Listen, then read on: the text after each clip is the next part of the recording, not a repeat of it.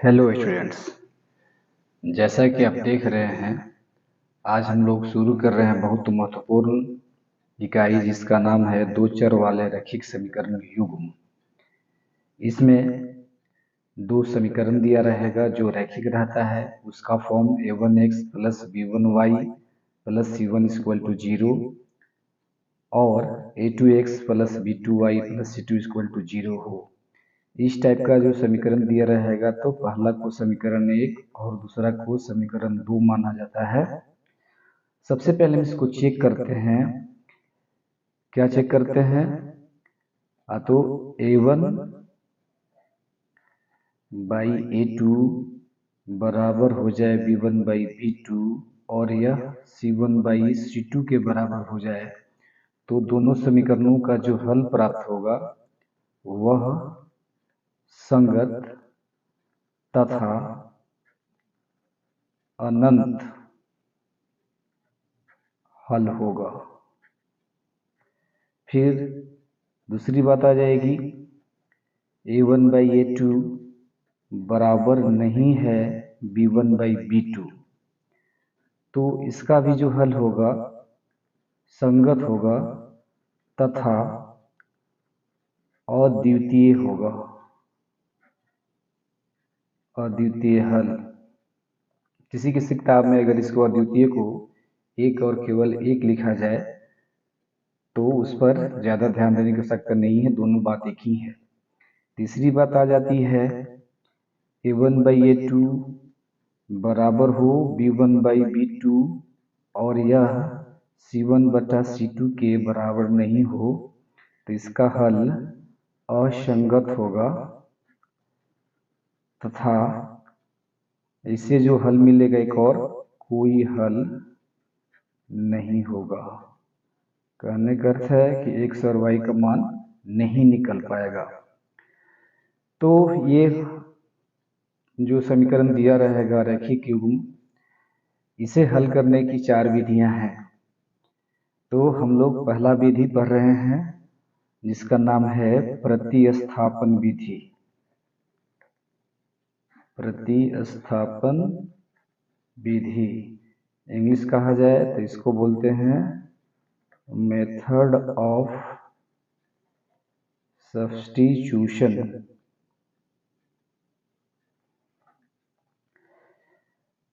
सबसे छोटा उदाहरण लेता हूं मैं, एग्जाम्पल जैसे first x plus Y equal to 8 तथा x minus Y equal to 2। इस टाइप का समीकरण देगा तो पहले वाले को समीकरण 1, दूसरे वाले को समीकरण 2 कहते हैं। यहाँ से किसी एक समीकरण को हम लेके आगे बढ़ेंगे और एक चर को एक साइड में बावें साइड में, बाकी चर और अचर को एक तरफ यानी दाहिने साइड में लेके चलेंगे। यहाँ लिखा जाएगा समीकरण 1 से x plus Y equal to 8 imply that x equal to 8 minus Y. इसको भी आप समीकरण मान सकते हैं, इसको समीकरण 3 मान लीजिए।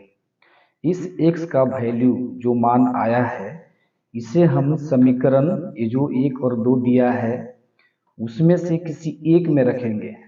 और ध्यान रखने की एक बात है, समीकरण 1 से हम आगे बढ़े हैं तो यह x का मान समीकरण 2 में रखा जाएगा। 1 में रखने पर ही पूरे मान को 0 कर देगा।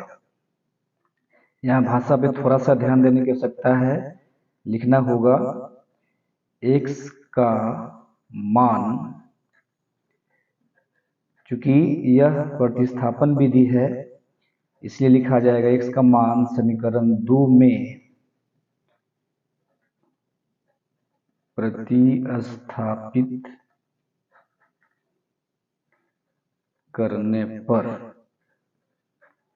अब दूसरा समीकरण क्या है?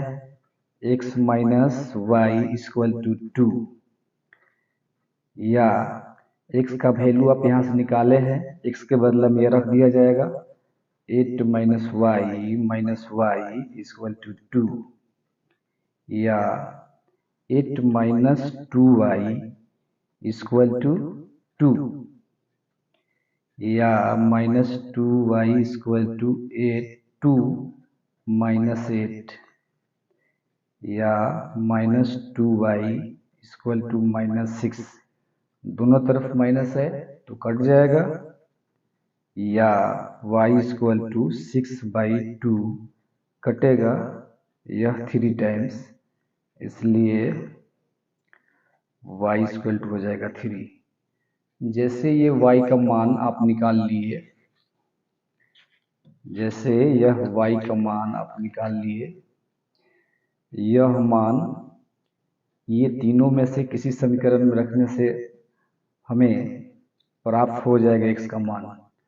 तो भाषा में हम लिखेंगे, ऐसे भाषा में लिखेंगे तो y का मान, y का मान समीकरण 3 में रखिएगा तो आसानी से बन जाएगा, ऐसे किसी में भी रखेंगे तो बन जाएगा। 3 में रखने से अच्छा रहेगा कि एक साइड में चर है x और दाहिने साइड में y है, जिसका मान यहाँ से निकल चुका है। y का मान समीकरण 3 में रखने पर x = 8 - y या x = 8 -y के बदला में 3, इसलिए x = 5 हो जाएगा। और y पहले निकाल चुके हैं, y = 3, x का वैल्यू 5 और y आ गया 3। ये आंसर हो गया। आंसर को हम लोग चेक करेंगे कि जो आंसर मुझे प्राप्त हुआ ये सही है कि नहीं।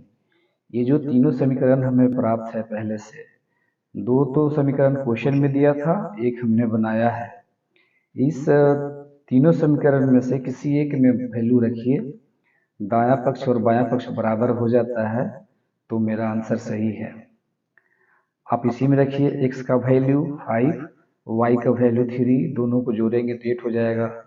इसमें भी देख सकते हैं x का वैल्यू 5, y का वैल्यू 3, माइनस करेंगे तो 2 आ जाएगा। इसमें भी रखेंगे x का वैल्यू 5 और दाहिने साइड में 8 माइनस y का वैल्यू 3 रखेंगे, घट के हो जाएगा 5। यानी ये जो मेरा आंसर आया है x = 5 y = 3 मेरा सही है। एनसीईआरटी का हम लोग दूसरा क्वेश्चन देख रहे हैं, जो है 3x/2 - 5y/3 = -2 और x/3 + y/2 = 13/6। इसको समीकरण 1 मानिए, इसको समीकरण 2 मानिए। पहले जो पढ़े थे उसी जैसा इसको भी लेके आगे बढ़ेंगे। आप दोनों में से किसी एक को लेके आगे बढ़ सकते हैं, क्योंकि इसमें गुणज है, x का गुणज 3/2, इसका y का गुणज 5/3। इसमें नहीं है गुणज, सिर्फ भाग है, तो समीकरण 2 से ही आगे बढ़ेंगे। भाषा लिखेंगे समीकरण 2 से। 2 क्या है, x/3 + y/2 = 13/6। या यहाँ से x का वैल्यू निकाल सकते हैं आप, x/3 बराबर 13/6 माइनस y/2, या x = ये जाके मल्टीप्लाई हो जाएगा 3 × 13/6 माइनस y/2। ये भिन्न का घटाव कर लीजिए। x बराबर 3, इसका लघुत्तम 6, 13 माइनस 3y। ये कटेगा 2 मरतबे, x का वैल्यू आ जाएगा 13 घटाव 3y/2। इसको समीकरण 3 मान लीजिए।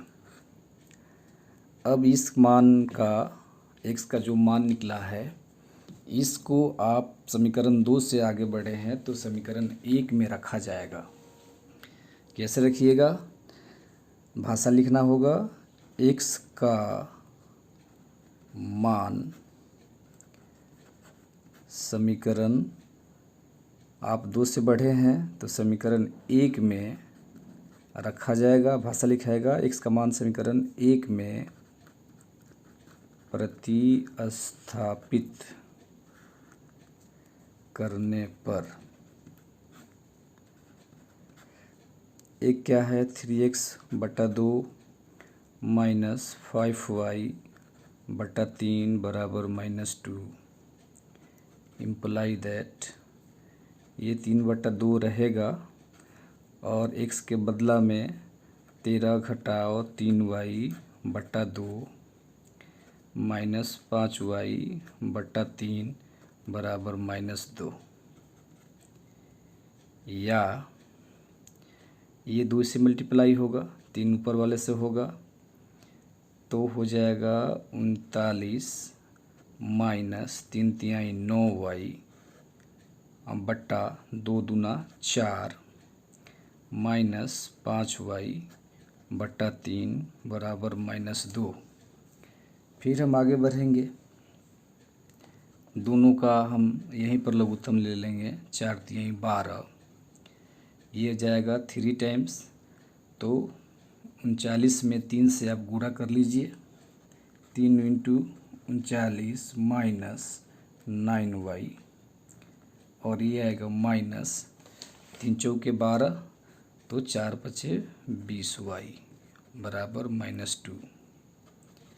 इसको आप मल्टीप्लाई कीजिए 9 तियाँ 27 3 तिहाई 9 9 2 11 9 तियाँ 27 के साथ हासिल 2 3 तिहाई 9 2 11 फिर 9 से कीजिएगा 3 में 9 से गुणा कीजिएगा तो 27 y माइनस 20y और यह जाके इधर मल्टीप्लाई हो जाएगा गुणा हो जाएगा तो 12 दूना 24 माइनस का।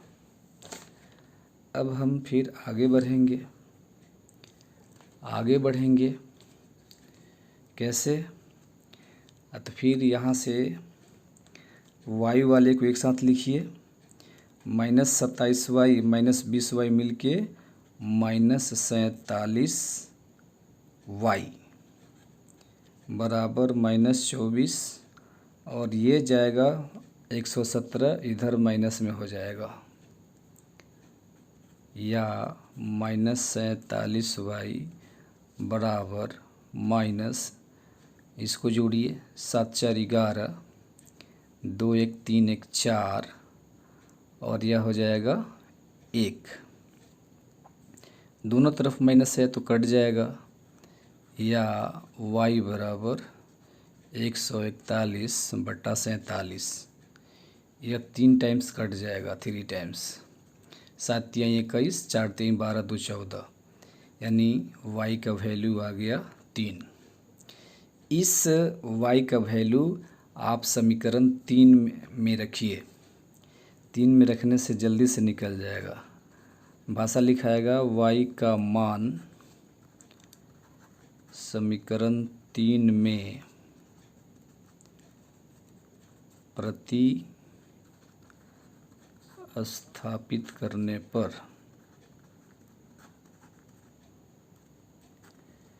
तीन क्या है तो x बराबर 13 घटाओ 3y बटा 2 है या x बराबर 13 घटाओ 3 y के बदला में 3 बटा 2 या x बराबर 13 घटाओ 3 तिहाई 9 बटा 2 या x बराबर 13 में से 9 घटाइएगा 4 बटा 2 कट गया 2 मरतबे इसलिए x बराबर 2 और y बराबर 3। अब आप चाहेंगे तो इसको आंसर चेक कर सकते हैं। यहाँ रखिए x है 2 2 बटा 3 प्लस y है 3 3 बटा 2 जोड़िएगा तो इतना आ जाएगा। इसमें x का वैल्यू रखिएगा 2 2 से 2 कट गया बचा यहाँ से 3 y का वैल्यू रखिएगा 3, 3 से 3 कट गया, बचा 5, यानी 2 में से 5 घटाइएगा तो -2 सही आ रहा है। इसलिए जो हमको x और y का वैल्यू प्राप्त हुआ है सही आ रहा है। ऐसे ही हमारे चैनल से जुड़ के पढ़िए, और अगर सब्सक्राइब नहीं किए हैं तो हमारे चैनल रवि स्टडी 0.7 को सब्सक्राइब कर लीजिए। Thank you.